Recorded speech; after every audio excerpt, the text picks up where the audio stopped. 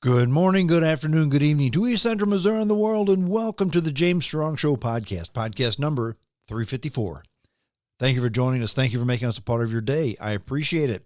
This podcast was recorded on the morning of Sunday, March the 16th, March the 17th, Sunday, March the 17th. Get the date right, Strong. From the James Strong studio in Western St. Charles County.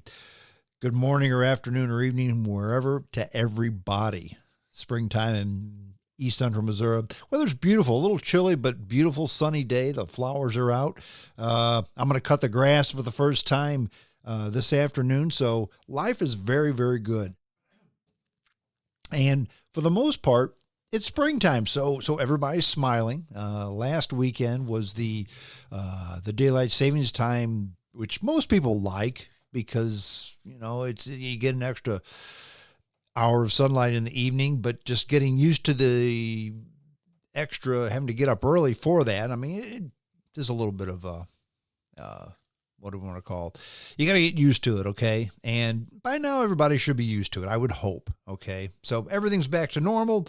Everything is hunky-dory. It's going to be springtime, officially springtime, in a few days, and everybody should be smiling. The topic of today's podcast is the new Wild Wild West. Now, you think, what's he talking about? If you've noticed, a lot of folks elect not to follow the rules. Translation, the law. Now, once upon a time, one that didn't follow the law was called a criminal. And if you didn't follow the law in a small manner, you were fined. If you didn't follow the law in a larger manner, you were incarcerated, or at least tried, if convicted, incarcerated, okay? That doesn't seem to happen anymore. People do what they want because there's no consequences. You can shoplift. You don't need to pay your taxes. You don't need to pay your license. You don't need to obey speed limits. You can park wherever you want.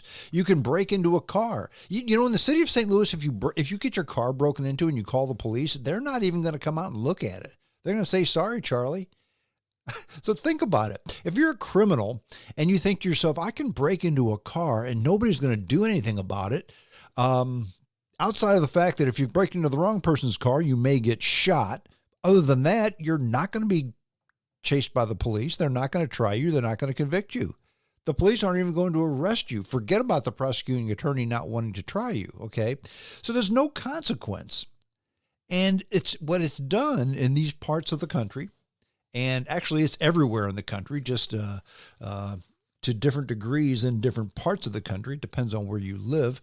If there are no consequences, you don't have laws. And if there are not laws, it's the new Wild Wild West. A society is defined by its order. And if you don't have order, pretty soon you don't have a society. I'm going to talk a little bit about that and the little bitty light at the end of the tunnel, whereas we may finally get justice in one specific instance. Before we do that, when I turn my computer on today to do the podcast, I got a pop-up. Your bank details may be exposed, so download our security software. Has that happened to you? And I don't mean just, okay, maybe not this, but the scare tactics sales routines. Either scare tactics or pop-ups on your computer that are so annoying that they just make you angry. Or the robocallers. So let me ask you, have you ever bought anything from a robocaller? Has anybody ever bought anything from a robocaller? I have to think somebody has, or you wouldn't get them all the time. But once upon a time when I was in terrestrial radio, the radio management people and anybody in radio was saying, look, nobody wants to advertise on radio because they don't get results. They say radio doesn't get results. The internet gets results. An annoying pop-up that wants me to check my bank account to make sure that I'm not compromised. Oh, by the way, if you buy our stuff, it won't be. I don't know who's fooled by that. I don't know why people are fooled by that. I don't know when you get 18 pop-ups when you're trying to read a story and then you click to get rid of it, but instead it launches. Has anybody said, oh, wow, I'm really glad I launched that, so I think I'll buy it? No, they don't. They get more angry. Oh, so this is for ABC 123 product? I'm never buying that because they made me mad. But the advertising people can go back to the guy who paid them money and say, look, we got 17 million clicks. And they like that because they can prove that 17 million people saw their product. Where in reality, 17 million people hate their product because they made them mad. That's just me. But I noticed that when I turned my computer on today, I wanted to mention that too. We had a death this week. In fact, I guess we have a death every week, don't we? We have a death every day. We have a death every hour. But this death kind of took me, I'm not going to say maybe by surprise, because the guy wasn't that old. He was 74. Eric Carmen, a musician. And actually, I did a podcast, the Eric Carmen You Never Knew Once Upon a Time. And he was rather obscure. He had a few hits on his own. He had one big hit with the Raspberries, Go All the Way, in early 1970s, I think it was. But Eric Carmen, he did two things that were very noteworthy. Number one, with the Raspberries, he was part of a group of musicians who founded a new type of music called power pop. And power pop was, I guess, just the big in-your-face production music. Just not a guitar, a bass, a drummer, and a keyboard. Okay, more to it than that. Kind of an in-your-face bang, kind of like the Phil Spector stuff, the wall of sound. That was kind of power pop. Think Long and Winding Road by the Beatles. That could be conceived as power pop. The Who, music of The Who is power pop. But Eric Carmen and the Raspberries, with their song Go All the Way, that was one of the first power pop songs out there. Now, the Raspberries were, I don't know if I'd call them a one-hit wonder. They had a few other minor hits. That was a huge hit, Go All the Way. Carmen left the Raspberries in, I want to say 74, 75, something like that. And he had his own hits all by himself. One of them was called All By Myself. Never Gonna Fall in Love Again. Those was another one of his hits. And he had a handful more. Plus he wrote songs. He wrote over 100 songs for other people. He was a child prodigy. He always wanted to play music and play in front of a crowd and be a musician from the time he was 4 on. But again, that's what child prodigies are, okay? They're gifted to the point where they're just on another spectrum when it comes to whatever it is. In this case, Eric Carmen, music. And the term genius is overused, and I do not think Eric Carmen was a genius, but I thought he was talented, unique, and I remember I said he did two things. The first one was help found the power pop movement in rock and roll. The other thing he did, and there's a fine line between, when it comes to the music industry, a fine line between plagiarism and respect, okay? If you use a line from another song, or if you use a riff from another song and credit the musician, that's an homage. That's respect. Elvis Costello did it with an ABBA song, and countless musicians have done it. What's his name? The Kid Rock did it with Sweet Home Alabama. He played a little riff from their song, but he credited them. So it was not plagiarism. It was not rip off. It was a homage. It was respect. Other people, Vanilla Ice, totally ripped off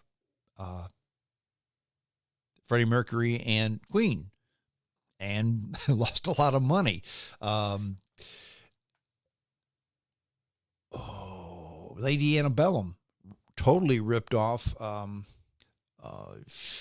Great, okay, I can't think of the name now. Alan Parsons, okay, and with their music, just a total ripoff. And there have been other musical groups who have ripped stuff off. And some people said Eric Carmen ripped off Sergei Rachmaninoff. And you think, what? Who was Sergei Rachmaninoff? Sergei Rachmaninoff was a Russian composer from years and years and years ago. And he composed in the late 1800s, early 1900s. But he did several piano concertos, okay? But it was old music. Translation, his music was public domain in the United States. So all by myself and Never Gonna Fall in Love Again, I'm going to use the term borrowed riffs and music from Rachmaninoff's piano symphonies because it was public domain, okay? And you can do that. There's nothing illegal about it. There's anything. It's just what he did was he took a riff that was familiar, so when somebody heard it, they didn't have to relearn it. Oh, I know this song. This is very nice. And never thought it belonged to Sergei Rachmaninoff. Now, where he did screw up is it was true.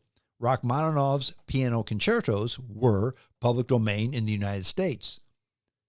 Not so much in Europe. These were international songs. So Rachmaninoff's estate found out about this.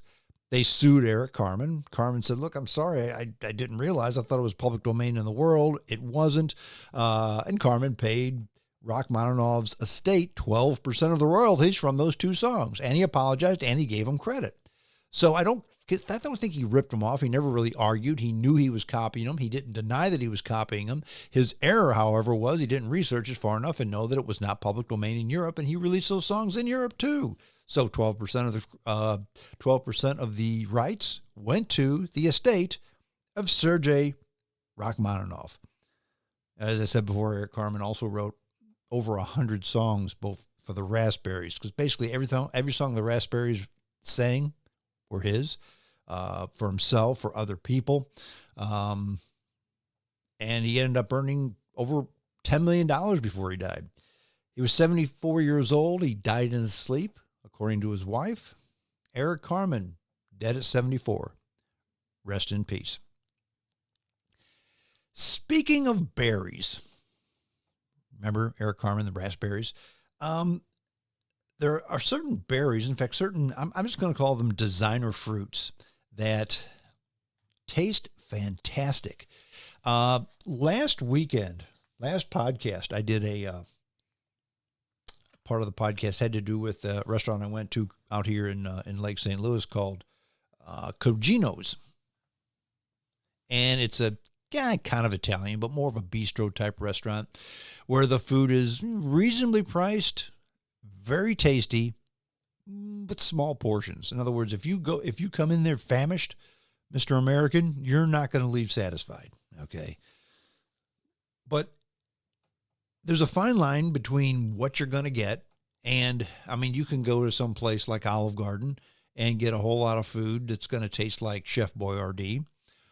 Or you can go to a upscale restaurant and get a whole lot of food that tastes fantastic and your bill's going to be $100. Or there's a compromise. You can go to a place like this Cugino's where you get a little bit of food that really tastes good. It doesn't cost a whole lot of money, but it's a little bit of food. Okay. So because things just cost more, I get it. Everything costs more. Transportation costs are higher. Labor costs are higher. Everything's higher. Okay. So restaurants have to charge more. I'm not saying they're doing the wrong thing. I'm not saying we're getting stuck. I'm just saying this is the fact. And the big complaint with produce has been, especially fruits and some vegetables, is that, you know what, they don't taste like they used to. They look pretty, they're nice color, they stay on the shelf for weeks at a time, but they all taste the same. They don't have a real good taste. Not like back in the good old days when men were men and women were glad of it, when fruit tasted great. Now it tastes kind of bland and mealy. We don't really like it so much. Well, there's a new group of fruit, designer fruit they call them, and there's a bunch of them out there. And actually, they really taste good. Now, there's a caveat. They do taste good, but the shelf life isn't that long. And the price, holy mackerel, super expensive. I've tried some of these, and when you eat this stuff, you think, wow, this is fantastic. but it's really expensive. So it's more of a treat, okay? So again, you can have something that costs a lot of money, but it's fantastic, or it's cheap and it's not very good. Maybe as most of us look in the mirror and stand on the scale, we think to ourselves, you know what, maybe we need to just eat a little bit less. And if we're going to eat a little bit less and spend some money, maybe we get something that's exceptional. There's 5 different fruits and vegetables at stores now that are pretty good. Actually, they're very good, but they're not cheap. One of them is called Oshiamakase berry, and I may be pronouncing that wrong, but it's a strawberry. Okay, it's a super premium strawberry, and a company called Oishi, and that's Japanese for delicious. Okay, and it's a Japanese company, and these strawberries are sweeter and creamier than your standard supermarket strawberry. How do they do that? Well, they control the growing process. How do they do that? They grow them indoors. They can control the process, have a consistent process, the same 365 days a year. They're available year-round. I don't think they're available around here. I think maybe back east they're available. But if you want to buy a 4.2-ounce package, they're between $10 and $15 for strawberries. But they're supposed to be fantastic. There's another berry out there. It's a blueberry grown by a company called Family Tree Farms here in the States, in California. In fact, if you ever eat fresh blueberries, you get the little ones that are flavorful, then you get the big ones that are kind of mealy. Well, the biggest blueberries, they're often mealy, but Family Tree Farms has licensed varieties from an Australian fruit breeder that produce like marble-sized berries, and they're really crunchy. They're really good. In fact, they've been a mega hit for this California grower, Family Tree Farms, and it's overtaken the farm's core business in different fruits. Okay, now you can get these. I've not seen them, but they say you can get them nationwide. A 10-ounce package will cost you $7, or you can get them direct. FamilyTreeFarms.com. There's a tomato out there. And actually, I'm going to be going to Ohio this week. And in Ohio, near the town of Wapakoneta, hometown of Neil Armstrong, right there on 75 in Wapakoneta, Ohio, there's a huge greenhouse that grows tomatoes. You never think that Ohio would be a great tomato farming area, but this one is, because they're all grown inside. In fact, they've got housing for the migrant workers that live in these housing units right there by the huge greenhouse. And these greenhouses are stories tall, and they're all I think they're hydroponic tomatoes. But anyway, a lot more tomatoes all the time are grown indoors. If you see a lot of tomatoes, product of Canada. Now think about it. If it's March and you see product of Canada on tomatoes, those weren't grown outside. They were grown inside. Many tomatoes are now grown inside. And there's an advantage to that because you can control the atmosphere. There's a tomato out there called a Sunset Honey Bomb. They're a golden sweet tomato, and they're on the vines when you buy them. Now, the Sunset Company knew this extra sweet tomato faced a marketing challenge because of its duller, kind of a red-orange color. Most people like the bright red tomatoes. The redder the better, right? But this company made a virtue by keeping a honeycomb-like color. In fact, they're pushing the fact that, you know what, they're not red. They're kind of honey color. In fact, they taste like honey because they're called honey bombs. So they kind of made a marketing thing out of it. And the fact that they contain naturally occurring fructose, that's why they call them honey bomb. In fact, in the U.S., you can call anything honey and it flies off the shelf. That's according to Dean Taylor of Sunset Foods. You can get them anywhere, $5.99 for 12 ounces. Now, again, I usually get tomatoes at the store $2 a pound. These are $5.99 for 12 ounces, but they're supposed to taste fantastic, like honey. There's a mandarin orange out there. I've seen these. I've had these, and they're very good, but they look goofy. They're called Sumo Citrus Mandarin Oranges. They're huge. They're easy to peel. They're seedless, and this fruit was developed. It was developed in Japan, but it's developed also an ardent fan base for consistently delivering intense, mouth-puckering tartness. Now, the Sumo name plays on the mandarin size. They're really big. Mandarin oranges are usually tiny, but these are big. And there's also a knob-shaped bump on the end. It kind of looks like a sumo wrestlers, the top knot they're wearing their head, their hair, It kind of looks like that. But you can get those January through April. That's right now. They're $4 a piece. I've tried them. They are very good. Sumo Citrus Mandarin. There's also a pepper out there, okay? In fact, what's the one thing people don't like about peppers? Yeah, they got seeds in them, okay? Nobody likes the seeds in peppers. But you got to kind of have the seeds in a pepper or you're not going to get any more of those peppers, right? Well, the Sunset Company said consumers' number one gripe was the seeds, and this company has been working since 2010 to commercialize a pepper without seeds. They've developed what's called a lolly pepper, a new, diminutive, sweet snacking pepper with 0 seeds. Now, I love the peppers you get at the store. They're in the cellophane bag. They're orange, red, and yellow. They're very sweet. They're very good. They're very consistent. But they have seeds. These new peppers, these lolly peppers, they're at the store. They're available now, $5 a pound. But if they're as good as the other ones without seeds, I think it'd be worth a try. Last but not least is an apple that I've tried, and I really do like them, and they're not too terribly expensive. They're called Cosmic Crisps. Have you ever had one? They're fantastic. In fact, they've been working on these for 20 years. And the Cosmic Crisp was bread bucket up in Washington State University, and actually licensed the North American growing rights exclusively to apple farmers in the state. So if you want a Cosmic Crisp apple, it has to come from Washington State. Okay, it's licensed. It's big, it's firm, it's tart. Hit the market in 2019, and it's already out-competed dozens of varieties. In fact, it's the number 7 most popular apple by sales volume.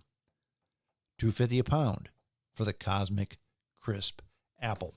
And those are a few foods that are coming out. And you know what? I mean, everybody should try something different. If you're eating the same stuff all the time and then complaining, stop complaining and try something different.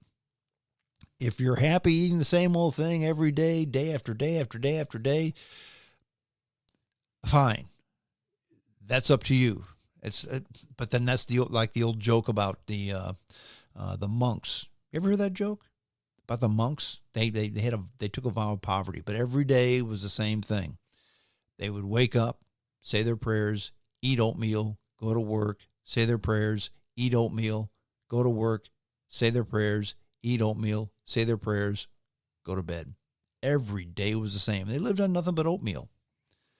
And they were monks. So they took a vow of silence. They couldn't speak. They could write notes, but they couldn't speak. Well, one day, one of the monks wrote to his superior friar.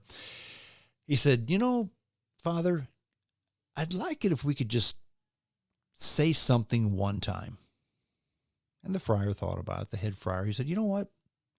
I think that's a good idea. So on the first day of the month, friar, and there were 4 of them there. There was a head friar, and then there were 3 friars who were under him. You can each say something at breakfast on the first of a month for 3 months, and then we're done. So it was friar number 1's turn to speak. And again, remember, their day was the same. Every day they'd get up, say their prayers, eat their oatmeal, go to work, say their prayers, eat their oatmeal, go to work, say prayers, eat their oatmeal, go to prayers, go to bed. That was their day, 365 days a year. Now came the first of the month, and friar number 1 was able to speak. And friar number 1 made a statement. He said, I hate oatmeal.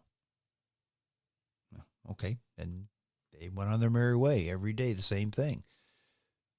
Wake up, pray, eat oatmeal, work, pray, eat oatmeal. We eat, work, pray, eat oatmeal, pray, go to bed every day. Same routine every day until the first of the second month. And the second friar now hit his opportunity to speak. And that friar said, I love oatmeal. And then that was it. They went on for another month. Pray, work, eat oatmeal. Pray, work, eat oatmeal. Pray, work, eat oatmeal. Pray, go to bed. Every single day until the third month. And it was the turn of the third friar to say his piece. And at breakfast, the third friar said, you know, I'm sick and tired of this constant arguing over oatmeal. Hey, if you're a person that just likes the same routine every day, continue to eat your oatmeal. That's fine. If you're like friar number one, check out some cosmic apples, some sunset lolly peppers, some sumo mandarins, maybe some jumbo blueberries, whatever. Check it out. Variety is the spice of life. Unless you just like oatmeal, then I guess it's okay. The main topic of today's essay, and it's going to be kind of short because I went on for 26 minutes with everything else. But it's the new Wild Wild West, and that's kind of what we have here is the new Wild Wild West, whereas nobody does what the rules are. Okay, sure, there's speed limits that are posted, and if you get pulled over, you're going to get a ticket, and you're going to maybe fight it, maybe pay it. But there's a lot of people who just don't pay the ticket. So they get a bench warrant out for them. But it doesn't matter. They're not going to get arrested for tickets. They don't do that anymore. I mean, a society needs rules. A society needs laws. Times change. So it's up to that society to amend those rules, amend those laws if they don't like what they have, or if it's time to amend change, okay? It's okay to do that, but it's not okay to just ignore the laws or the rules set up by society. And that's kind of what we have now. In fact, yesterday and then again today, in my neighborhood, they had an estate sale. And they have these every now and then, okay? And the gentleman who's having the estate sale was an artist, and there's just tons of cars out there, tons and tons of cars. And there's signs posted, do not park on this side of the street, mainly because it's a fire lane. And if you get cars on both sides of the street, a fire truck can't get down the street, okay? People just ignore the signs.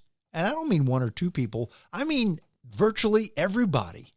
Cars are parked 15 deep on both sides of the street. Even though it's posted, don't park on this side of the street. No tickets were written. Nothing was done. Now, if there was a fire and the fire truck couldn't get there because the cars were in the way, what were they going to do? I guess people die. But heaven forbid somebody has to walk an extra 40 feet because they were parking on the other side of the street. Okay, which goes back to fat Americans who eat too much food. Maybe you need to try the designer food that costs too much. But that's another story for another day. That's kind of what we have, though. I mean, how many people have fussed about, and I know I have, about the expired tags on license plates? I mean, you'll see. I mean, okay, today is the 17th of March, okay? If you see an expired tag from the 13th of March, okay, the guy got busy, he forgot, whatever, okay? He's missed it by 4 days. I'm not talking about the guy who missed it by 4 days. I'm talking about the guy who's missed it for 4 months, or the guy who's missed it by 4 years, okay? And now, I will share this with you. If you see a tag, if you see an expired tag on a car, he didn't pay his tax. That's why he doesn't have tags. And because he didn't, and he also didn't pay his insurance. Now, the law says if you drive a vehicle in the state of Missouri, you've got to have insurance.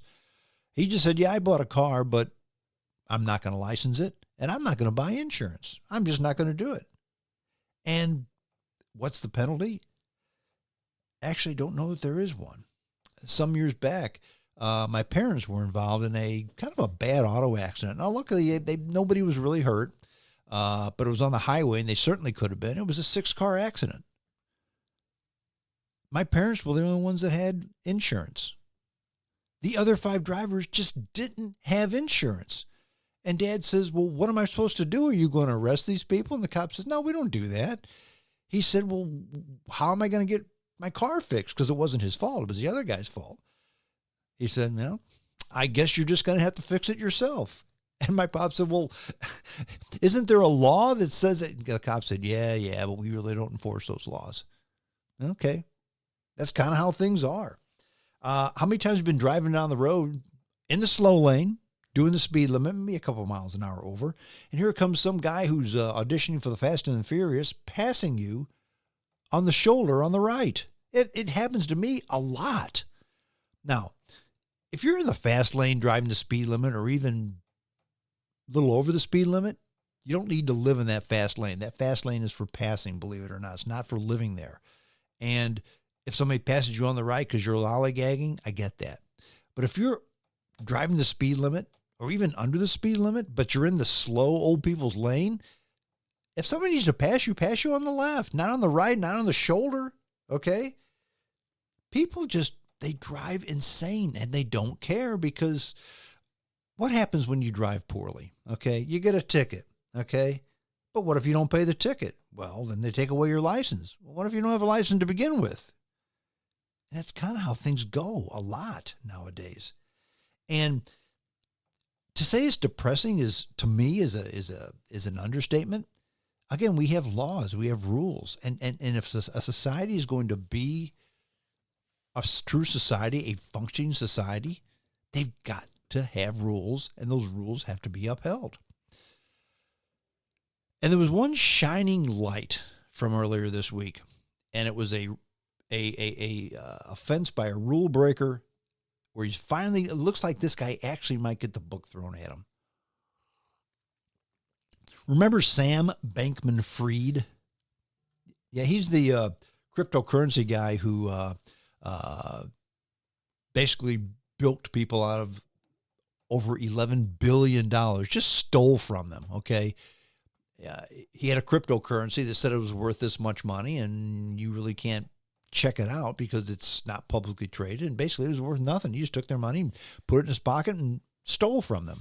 Well, federal prosecutors on Friday asked a judge to sentence Sam Bankman-Fried to between 40 and 50 years in prison and order him to pay more than $11 billion in restitution. Now, they said in a court filing that the FTX founder, that's Bankman-Fried, he victimized tens of thousands of people while orchestrating one of the largest financial frauds in history. Bankman-Fried had shown no remorse in his crimes, prosecutors said. The MIT graduate had a privileged upbringing and a promising future, but instead chose to steal from customers of the crypto exchange and deceive investors. Again, that's according to the prosecutors. Now, quote, his life in recent years has been one of unmatched greed and hubris, of ambition and rationalization, and courting risk and gambling repeatedly with other people's money. That's what the prosecutors said in their filing to the judge overseeing the case. Now, sentencing is set for March 28th. So what the prosecutors recommend is not necessarily what the judge is going to give them. We can only hope that he will, however. Now, a federal jury convicted Bankman-Fried, who's 32 years old, of 7 fraud and conspiracy offenses after a trial last fall. 3 of his top lieutenants who cooperated with the government, that included his ex-girlfriend, the money ran out, and so she turned state's evidence on him, told jurors that they committed crimes at the direction of the FTX founder, Sam Bankman-Fried. Now, prosecutors said that Bankman-Fried stole billions of dollars from customers and lied to customers and lenders ahead of the crypto firm's implosion. Now, Bankman-Fried, who took the stand in his own defense, has maintained that he is innocent. Of course he's innocent. He does plan on appealing, too. Now, after the trial, prosecutors told the judge that they wouldn't try Bankman-Fried on additional pending charges. They asked the judge to consider the conduct that would have been the subject of a second trial when determining an appropriate sentence. Now, lawyers for Bankman-Fried told the judge earlier that a sentence of around 5 to 6 years was appropriate. That was enough. And because And here's the thing. This just makes me want to pull my hair out. Bankman-Fried's attorneys also said the judge could take into account Bankman-Fried's autism, which they said makes him particularly vulnerable in prison. No offense, Bankman-Fried, Mr. who has autism, but it sucks to be you. You shouldn't have stole $11 billion from people. In fact, prison often requires inmates follow unwritten rules as defined by the other inmates, rules that are often highly reliant on social and emotional communication, of deference and power, and often at conflict with the written rules, his lawyers said. In other words, he's going to have a hard time in prison. Who has an easy time in prison, okay, whether you have autism or not? In determining Bankman-Fried's sentence, the presiding judge, Lewis Kaplan, will likely have to grapple with how much weight to put on the billions of dollars lost by customers and lenders. Federal sentencing guidelines place significant emphasis on the amount of financial loss, leading to suggesting decades-long sentences for some white-collar crimes. Now, probation officials, check this out, probation officials who do their own calculations based on, okay, you stole this much, you get this much time, this much is that much time. According to their calculations, said that Bankman-Fried should get about 100 years based on a $10 billion loss. 100 years. I'm okay with that.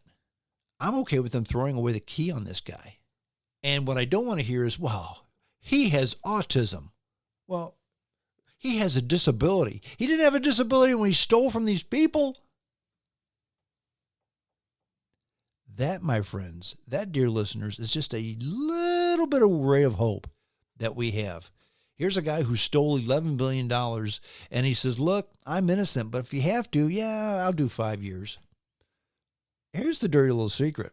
He stole $11 billion. Think about it. Would you do 5 years in prison if after you're done you got $11 billion? That money's hidden someplace, folks. He didn't spend it all. There's no way he spent $11 billion. That would have been impossible. He's got that stuff stashed in a Swiss or a Cayman Islands bank account somewhere. And that's why he wants 4 or 5 years, because he can get out, retire to the Cayman Islands on $11 billion. You can probably get some good autism medicine for that money too. So there's the little ray of hope. We're going to find out on the 28th of March whether or not Sam Bankman-Fried gets the hammer thrown at him, gets the book thrown at him, or the judge says, oh, you poor autistic man, we'll give you 5 years and that's going to be it. And too bad about the people who you stole $11 billion from. We'll see. Well, that's it. I'm done. JamesStrongShow@hotmail.com. That's the email address. Send me your email. I love to answer your emails, and I enjoy getting them. I get them every week. I answer them every week. And I do enjoy corresponding with you, dear listener. That's it. We're done. Until next time, this is James Strong saying adios.